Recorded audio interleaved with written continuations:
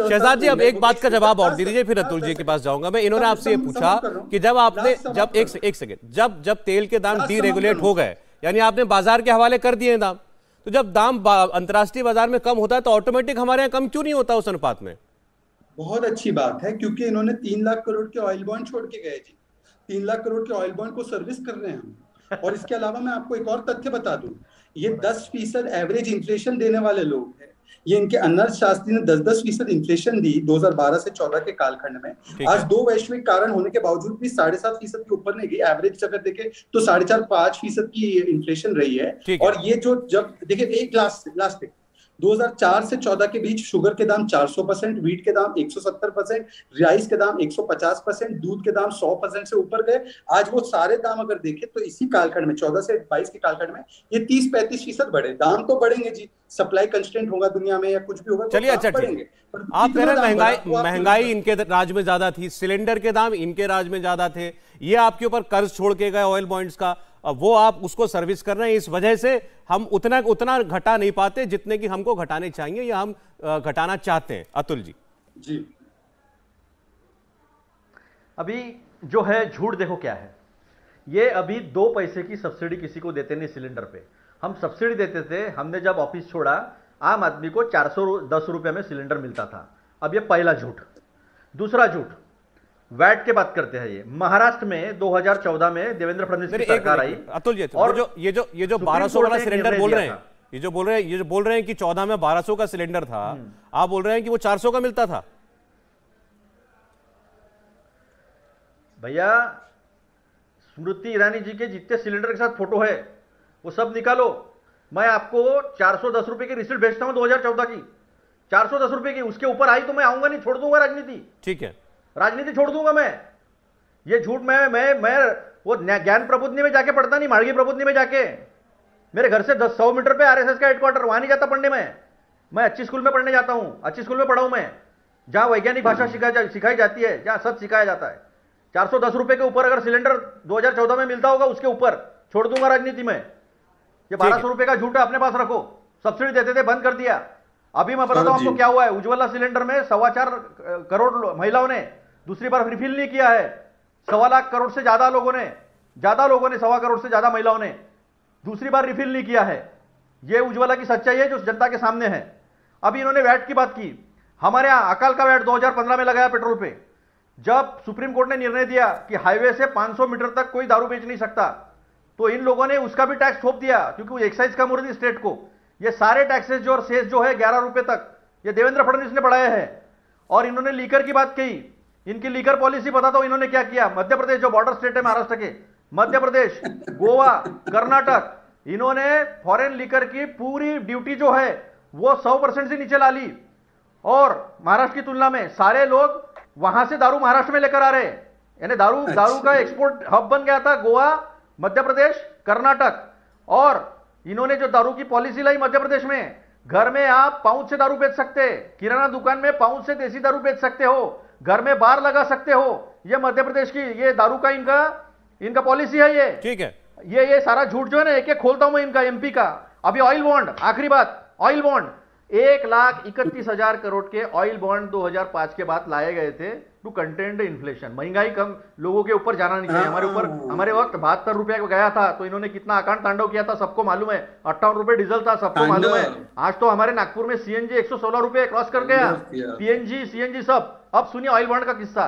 1,31,000 करोड़ के oil bond निकाले थे, उसका सारा इंटरेस्ट मिलाकर 1,90,000 करोड़ के ऊपर नहीं है। ये 3 लाख करोड़ के ऑयल बॉन्ड बोल रहे हैं। इतना झूठ जो है बोलो मत। मैं आपको प्रमाण देता हूं इस चीज के, उन्होंने भी प्रमाण देने चाहिए 3 लाख करोड़ के। मैं 1,31,000 करोड़ के प्रमाण देता हूं। और इंटरेस्ट, दूसरी बात, जाकर अरे अब दूसरी करके वेबसाइट पर देखिए, इन्होंने अब तक एपी किसने दी है? 27 लाख करोड़ रुपए जो है आम आदमी के जेब से निकाल लिए।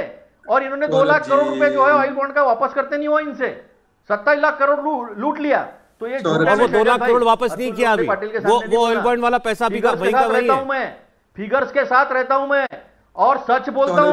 हमारे स्कूल में सच पढ़ाया जाता है कांग्रेस के। अच्छा ठीक है सर, ठीक है, सच बोलते थे। अभी कुछ 2 अच्छे स्कूल के पढ़े हुए आपकी तरह। एक बार जवाब दे दो। आपने शहजाद पूनावाला के सारे आंकड़ों को झूठ करार दिया और वो चुनौती दे रहे हैं मेरे आंकड़े अगर गलत है तो मैं राजनीति छोड़ दूंगा। शहजाद पूनावाला, ठीक है सौरभ जी, आप रेजिग्नेशन लेटर तय कर दीजिए उनका, बेचारे को छोड़नी पड़ेगी। अब देखिए मैं एक एक करके बात, सौरभ जी थोड़ा सा आप चैलेंज स्वीकार करो मेरा, शहजाद भाई आप छोड़ देना, आप चैलेंज स्वीकार करो मेरा। अच्छा चलिए अतुल जी, ठीक है ठीक है। अरे ठीक है, क्या भगोड़ेगिरी है ये? अरे ये गलत बात है, गलत बात है, गलत बात है। ये क्या लैंग्वेज है? शिवाजी महाराज के वंशज, ये गलत बात है, भगोड़ागिरी वगैरह क्या शब्द है? मैं भी छोड़ दूंगा। अतुल जी ठीक है, अरे भाई आपने अपनी तरफ से चुनौती दे दी, ठीक है, आपका कॉन्फिडेंस है, आपने बोल दिया, अब इनको जवाब देने दीजिए, बोलिए।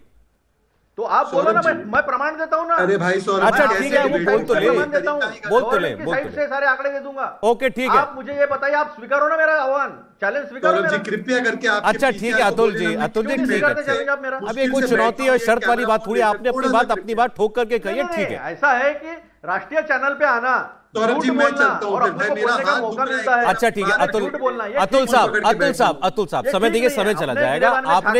आपने बड़े दावे से कहा है कि इन्होंने झूठ बोला, आपने कहा इनके आंकड़े गलत हैं, झूठे हैं, तो मुझे जरा उत्तर लेने दीजिएगा प्लीज। अच्छी चर्चा चल रही है, बोलिए शहजाद। आपके पीसीआर से मैं रिक्वेस्ट करूंगा, मैं हाथ में फोन लेकर बैठा हूं, केवल आपके शो के लिए लास्ट मिनट बुलाएगा, कृपया प्लीज। देखिए सौरभ जी, 400 रुपए में सिलेंडर का दूं और 800 रुपए सब्सिडी दूं, ये मतलब यही हुआ ना, 1200 रुपए का तो कॉस्ट टू टैक्स पेयर पड़ा ना भाई, यही तो मैं कह रहा हूं। Cost to tax payer was 1241, please open website of India. एक एक करके सौरभ जी, हाँ बोलिए शहजाद, आवाज आ रही, बोलिए। 1241 कॉस्ट टू टैक्स पेयर तब था, 800 ये लोग सब्सिडी के नाम पे सो कॉल्ड देते थे और 400 रुपए टैक्स पेयर से उस प्रकार से। शहजाद साहब सवाल तो ये है कि जनता को कितने का पड़ा? अरे भाई ये सब्सिडी देते थे ना उसके लिए। अरे सौरभ जी कृपया कंप्लीट तो करने दो। वो 800 रुपए क्या सोनिया गांधी अपने घर से ले आई थी क्या? अपने मायके से लेकर आए थे क्या वो लोग?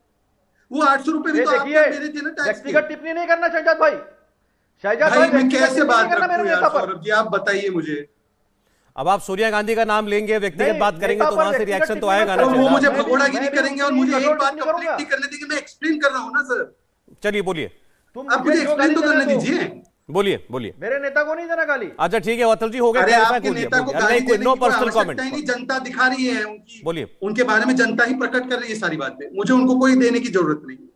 अब देखिए, आप टैक्स पेयर अल्टीमेटली जो सब्सिडी भी होती है सौरभ जी, वो कौन देता है?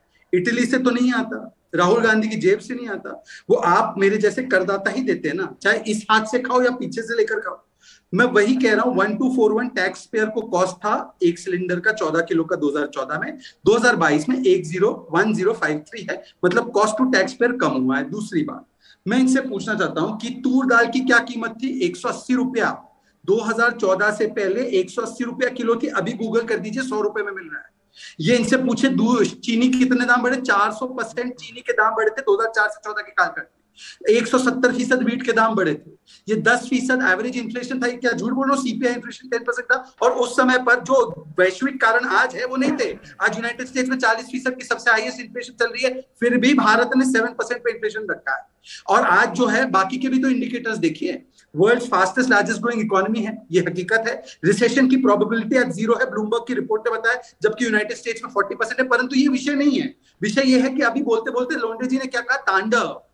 तांडव कर रहे हैं। मतलब शिवजी के विषय में भी इनको अपमानजनक शब्द इस्तेमाल करना है, इनको इस्तेमाल करना है, कलावा को भी टारगेट करना है, हिंदुओं को भी टारगेट करना है, मंदिर को भी टारगेट करना है, भूमि पूजन को भी टारगेट करना है। अरे भाई बोलिए ना, महंगाई पर आपने चर्चा भी की है, बेरोजगारी पर चर्चा भी की है, परंतु बार बार हिंदुओं के ऊपर क्यों आघात करते हैं? यही रोम भक्ति है। इंडिया टीवी हर वक्त हर जगह डाउनलोड करने के लिए सर्च करें India TV news Google play store या ऐप स्टोर पर।